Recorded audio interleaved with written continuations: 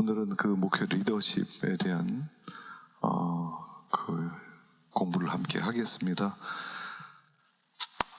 이 목회 리더십에 대해서 한 2시간쯤 했으면 좋겠다 싶은데 시간이 될지 모르겠는데요.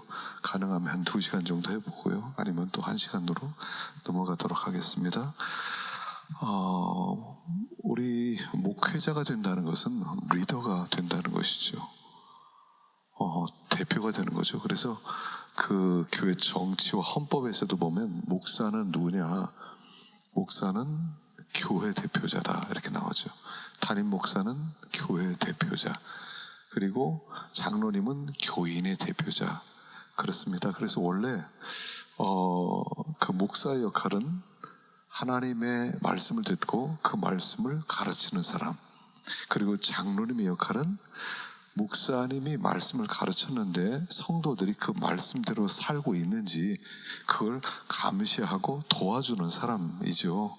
그래서 사실은 신방하는 것도 장로님이 하셔야 되고, 교회 문제가 생기면 장로님이 먼저 쫓아다니면서 혼낼 사람 혼내고 고칠 사람은 고쳐주고, 이게 이제 장로님의 권위죠. 그렇게 해서 목사님에게 보고하고, 그래서 목사님과 장로님이 서로 잘 이렇게 궁합이 맞는다고 할까요?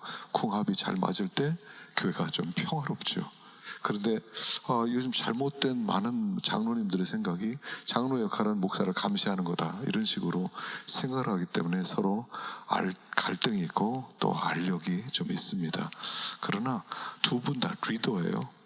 담임 목사가 교회의 대표자예요. 그러니까 담임 목사가 움직이는 것은 교회가 움직이는 거죠. 그게 이제 위임 목사의 어떤 특권을 이야기합니다. 특권은 동시에 책임을 얘기하는 거죠. 성경에서는 요한계시록에서 2장 3장에 보면 교회 사자에게 편지하기를 꼭 이렇게 시작해요. 에베소 교회 사자에게 편지하기를, 서머나 교회 사자에게 편지하기를, 모든 교회 사자에게 편지합니다. 근데 사자 그럴 때 이 사자가 누구냐, 또 여러 가지 신학적으로 이야기를 많이 하는데 아주 저는 간단하게 생각하면 됩니다. 하나님은 교회를 이끌어가는데 대표자를 세우세요. 모든 교회는, 이 땅의 모든 교회는 광야교회입니다. 우린 광야잖아요. 우리 제2의 출애굽을 한 사람들로서 광야 생활을 하고 있는데, 그 광야 생활에 하나님은 먼저 리더 모세를 세우시죠. 모든 목사는 모세 자리에 있어요. 좋으나 싫으나. 목사를 그렇게까지 여겨야 되느냐 부정하는 사람도 있지만 아니에요. 항상 하나님은 한 교회 대표자를 세우셨어요. 사자를 세웠어요. 에베소 교회 사자에게 편지하기를. 그렇게 해서 사자에게 편지해서 대표자를 세우고 그 담임 목사입니다. 그리고 담임 목사에게 하나님은 말씀을 주세요. 그리고 그 말씀을 받은 담임 목사가 하나님이 이쪽 방향으로 인도하십니다. 갑시다 하는 게 그 리더의 역할이죠. 리더는 마치 배의 선장과 같아요. 배의 선장과 같은 역할을 하죠. 좋으나 싫으나 그런 역할을 감당해야 된다 하는 것입니다. 그래서 담임 목사님이 되어서 좋은 리더가 될 때 교회가 참 은혜 가운데 평안해질 수 있죠. 그러니까 리더십은 한 사람이 다른 사람의 생각과 신념, 가치관에 영향을 미치게 하는 것으로 사실 모든 그리스도인은 리더다, 이렇게 생각할 수가 있죠. 영향을 끼치는 겁니다. 그래서 우리가 리더가 되었고요, 하나님은 우리를 통해서 교회를 이끌어 가시고요. 그래서 리더가 그렇다고 해서 너무 독자적으로 마음대로 이끌어가면 그러면 성도들이 따라가기가 어렵고, 성도들하고 항상 영적인 교감, 소통이 이루어질 때 그 교회가 은혜 가운데 부흥하고 또 평안하고, 그리고 또 하나님의 뜻 가운데 바로 세워질 수가 있지요. 근데 사실은 예수님이 리더예요. 그리고 우리는 다 팔로워죠. 예수님은 내가 선한 목자라 이렇게 말씀을 하세요. 그래서 우리가 그 팔로워가 되어서 예수님을 따라갈 때 또 나를 보고 따라오는 사람이 생기죠. 바울이 늘 강조했던 것이 뭐냐면, 내가 그리스도 예수를 본받는 자 된 것 같이 너희는 나를 본받는 자가 되라. 나는 철저한 팔로워다. 예수님 팔로워인데, 예수님의 팔로워인데 내가 예수님 잘 따라가는 팔로워이니까 나를 보고 흉내내라, 따라와라. 그래서 좋은 팔로워가 되면 목자가 되는 것이다 하는 것입니다. 그래서 우리가 얼마나 좋은 예수님의 팔로워가 될 것이냐 하는 거죠. 그러니까 어떻게 보면 리더십의 핵심은 뭐냐면 예수님의 성품이라는 겁니다. 그러니까 리더가 된다는 것은 예수님을 닮아가는 것, 그 이상도 그 이하도 아니라는 겁니다. 그러니까 예수님을 잘 닮아가기만 하면 좋은 목자가 될 수 있죠. 예수님이 선한 목자이니까. 그래서 우리가 이제 그 주님을 따라갈 때에 우리가 좋은 리더가 될 수 있다 하는 것입니다. 그래서 그럼 예수님, 우리가 어떤 리더십이 좋은 리더십이냐 그럴 때 그 예수님의 리더십이 참 진짜 우리가 따라야 될 리더십이라는 거죠. 근데 예수님의 리더십은 뭐냐면 사실 어떤 행정학에 있어서 가장 기초는 조직 관리죠. 그 조직을 관리하기 위해 필수적인 방법이 리더십입니다. 경영학에서도 리더십을 다루죠. 근데 접근 방향은 다르지만 어떻게 하면 사람을 효율적으로 움직여서 조직에 도움이 되게 하느냐 하는 리더십의 원리는 동일합니다. 근데 목회 리더십은 조직 관리가 아니라는 겁니다. 목회 리더십은 한마디로 영적 리더십과 같은 거죠. 우리는 사람으로 잘 리드해서 조직을 융성하게 하는 그런 리더십이 아니라 하나님이 친히 창조하신 사람을 하나님의 사람으로 섬기는 종의 리더십이죠. 이게 예수님의 리더십이었죠. 그래서 우리 영적 목회 리더십은 사람을 리드하고 조종하지를 않아요. 섬기는 거죠. 그래서 어떤 분들은 교회에서 리더십이란 용어가 교회에서 쓰는 게 합당하지 않다 이렇게 반대하는 사람들도 많습니다. 그러나 예수님이 사실은 리더로서 우리를 이끌으셨던 것처럼 우리도 그러나 예수님을 잘 따라갈 때 좋은 리더가 될 수밖에 없다 하는 것이죠. 그래서 우리 리더십의 모델은 예수님의 성품, 예수님의 사역이죠. 예수님의 인격과 사역의 핵심은 뭐냐면 하나님의 사랑과 이웃 사랑을 일치시키는 겁니다. 그래서 자기 비움, 순종, 겸손, 가난으로 참된 리더가 되신 예수님을 배우는 시간이죠. 자, 그런데 이 리더의 전제 조건이 있습니다. 전제 조건은 뭐냐면 우리가 진정한 그리스도인이어야 된다는 거예요. 진정한 그리스도인이 아니라면 리더가 될 수가 없죠. 예수 믿는 사람, 구원받은 사람, 또 십자가 하나님의 사랑을 깨달은 사람, 그 사람만 리더가 될 수가 있습니다. 그런데 십자가의 사랑을 깨달으면 그 마음 가운데 사실은 여러분 주님의 사랑을 깨달으면 어떤 마음이 됩니까? 불이 임하는 거예요. 불이 임하게 돼 있어요. 그래서 주님의 마음에는 항상 불이 있어요. 여러분 부모님 마음은요 자녀를 향해서 항상 불이 있어요. 그 불이 리더십의 가장 중요한 숨겨진 모티브와 같은 것이다 하는 것입니다. 그래서 우리 목회자들이 성도들을 볼 때 우리 주님이 양들을 볼 때 어땠습니까? 긍휼이 넘치는 마음, 그들을 보면서 눈물을 흘리는 마음, 그 뜨거운 마음이 있었던 것처럼 우리가 먼저 그리스도인이 될 때 사람들을 향해서 뜨거운 마음이 생기는 거죠. 이게 리더십의 그 진정한 전제 조건이죠. 또 너희는 세상의 소금이니 너희는 세상의 빛이니, 이게 무슨 뜻입니까? 너희가 세상의 소금, 빛이라는 것은 이미 세상에 영향을 끼치는 리더라는 거예요. 여러분, 소금이 들어가서 썩지 않게 만들죠.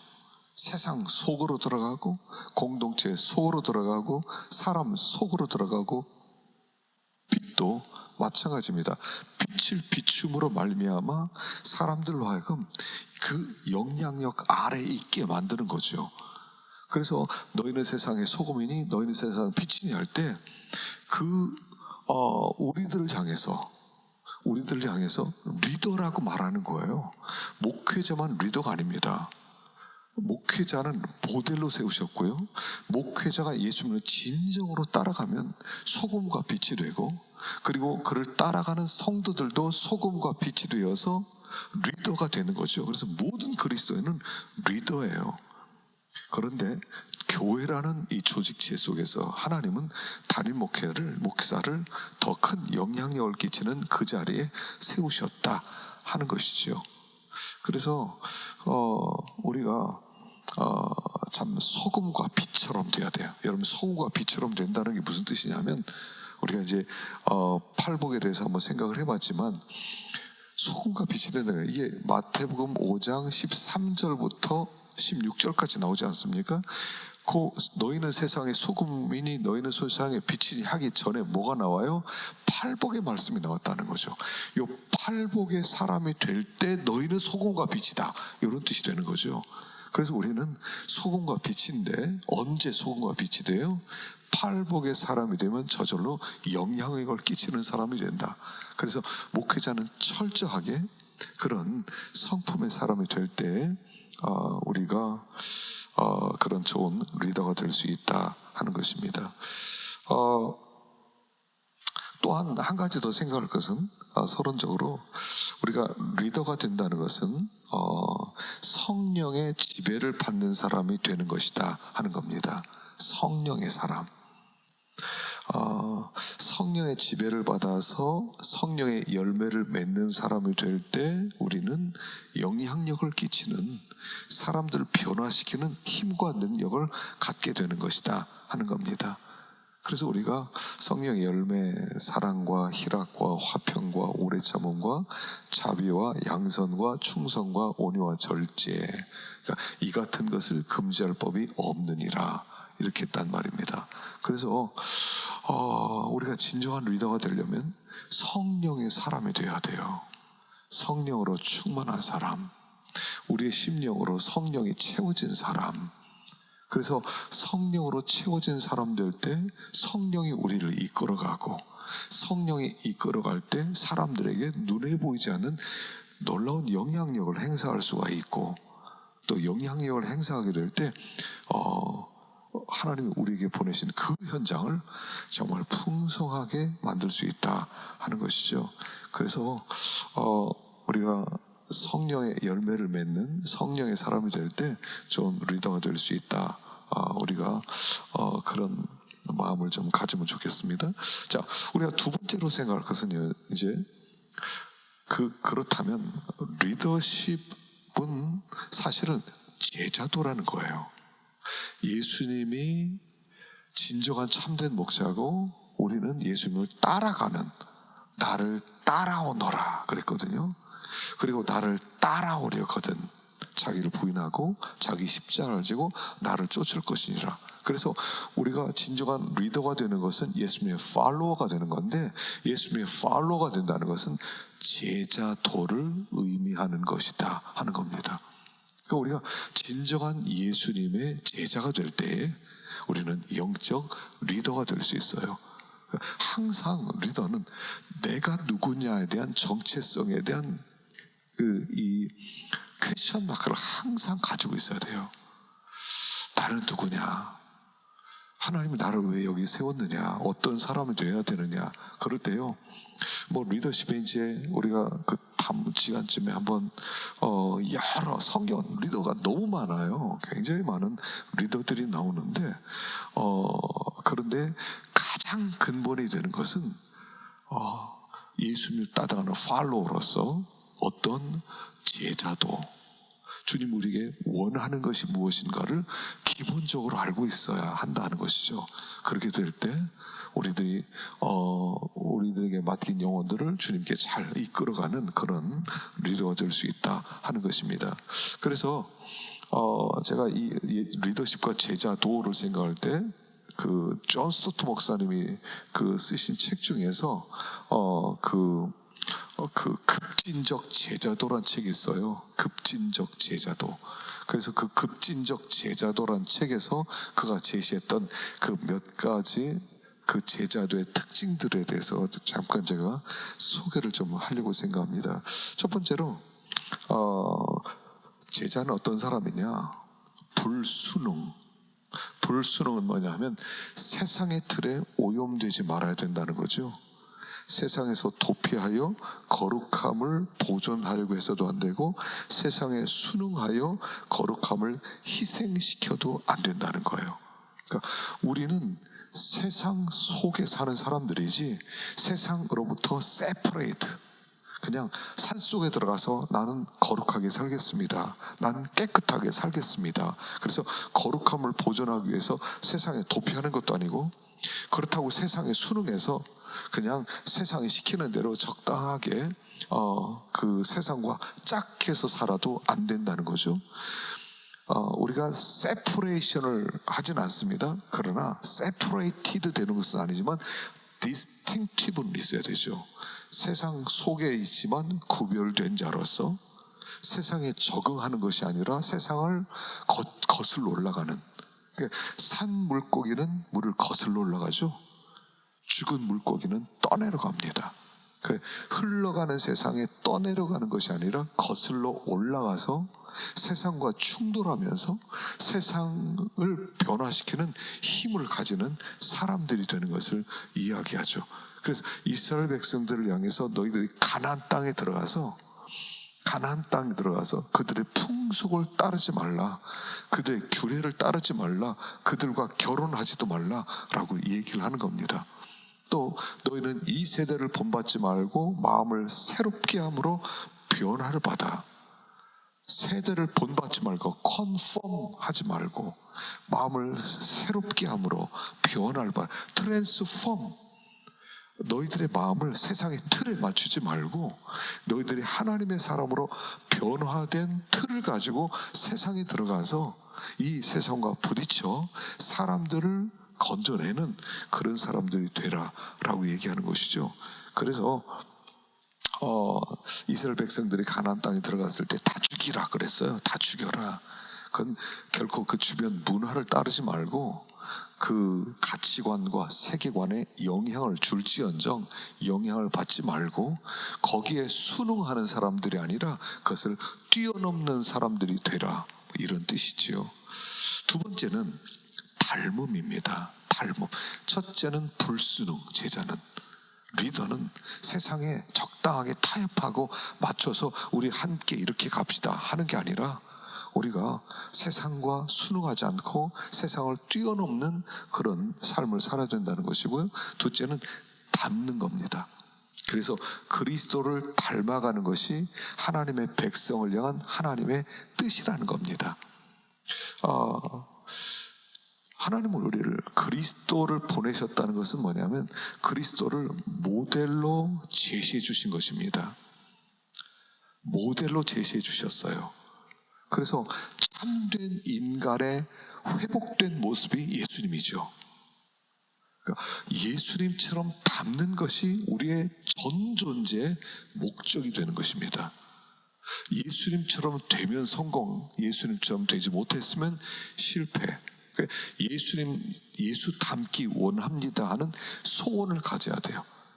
우리가 목회를 할 때 교인들의 모습은 간단해요. 예수님처럼 만드는 거예요.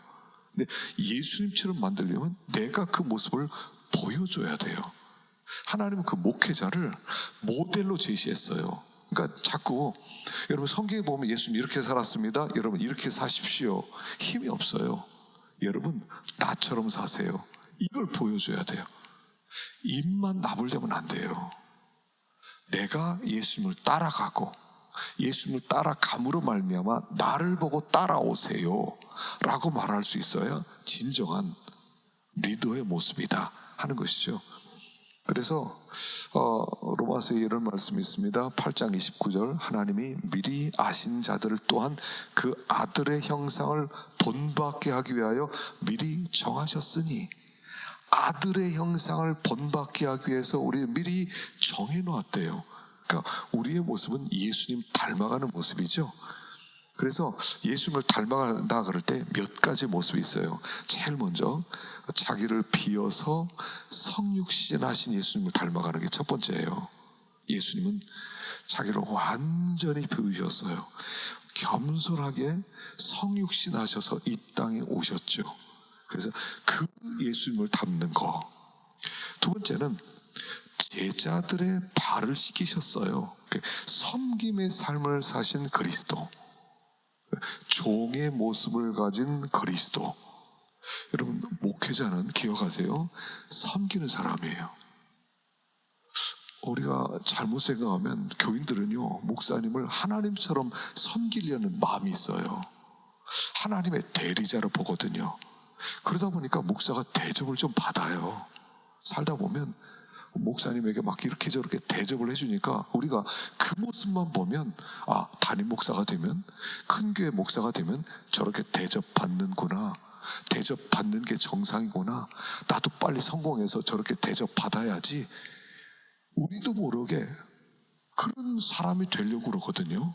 그런데 목사는 섬기는 사람이에요. 원래 이 큰 교회 목회를 이렇게 하는 분들이 보면 자기도 모르게 거기에 빠져요. 성도들이 막 섬기면 자기가 그게 정상인 것 같고, 대접하지 않으면 저게 왜 나를 대접하지 않아, 오히려 기분 나빠하고. 근데 우리는 원래 섬기는 사람이에요. 그 자리를 잊어버리면 안 된다는 거죠. 예수님은 섬기는 분이에요. 내가 섬기려 하고 자기 목숨을 많은 사람의 대속물로 주려 함이다 그랬어요. 그래서 우리는 주님을 닮아가는 것이 목적이다 하는 것이죠. 세 번째는 죽기까지 자기를 내어주신 사랑의 그리스도를 닮아야 돼요. 사랑하는데 어디까지요? 다 내어줬어요. 다 주었어요. 가시고기라는 예전에 그 조정인 씨의 소설을 보면 자기를 다 내어주는 거예요. 자기 아들 하나를 위해서 자기의 눈 하나를 팔죠. 그 아들이 이렇게 백혈병에 걸렸는데 이식을 하려면은 그 골수 이식을 하려면 돈이 2천만 원이 든다고 그래요. 근데 그 신장을 팔려고 하다 보니까 말기 암 환자예요. 그래서 자기가 신장을 팔지 못해요. 근데 각막은 팔 수 있대요. 그래서 각막을 팔아서 돈을 마련해서 아들의 그 골수 이식을 해줍니다. 그리고 아들을 어머니에게 보내고 자기는 산속에 들어가서 조용히 죽어가는. 다 주는 거죠. 부모의 역할은 주는 거잖아요. 예수님의 역할은 주기 위해서 오셨어요. 그래서 우리는 주는 사람이에요. 리더는 주는 사람이에요. 사랑은요 다른 게 아닙니다. 주는 겁니다. 주는 거죠. 그래서 우리가 이 사랑의 그리스도를 좀 닮아야 되고요. 네 번째는 오래 참으신 그리스도예요. 참아주세요. 하루를 천년같이, 천년을 하루같이 참아주세요. 참으시는 주님, 기다려주시는 주님, 상한 갈대를 꺾지 아니하시고 꺼져가는 갈대도 꺾지 아니하시는 그런 주님, 끝까지 기다려주시는 주님, 탕자의 아버지, 돌아올 때까지 기다려주시는 주님. 왜 기다림? 목회는 기다림이에요. 그때 막 결판내는 게 아니라 기다리고 또 기다리고 기다리는 거죠. 다섯 번째는 사명을 감당하신 그리스도예요. 주님은 오셔서 십자가를 지라고 하는 그 사명을 감당하셨죠. 그래서 닮아가는 것, 그리스도 닮아가는 게 제자도다 하는 것입니다. 자, 세 번째는 우리 잠깐 쉬었다가 성숙에 대한 부분을 생각합시다.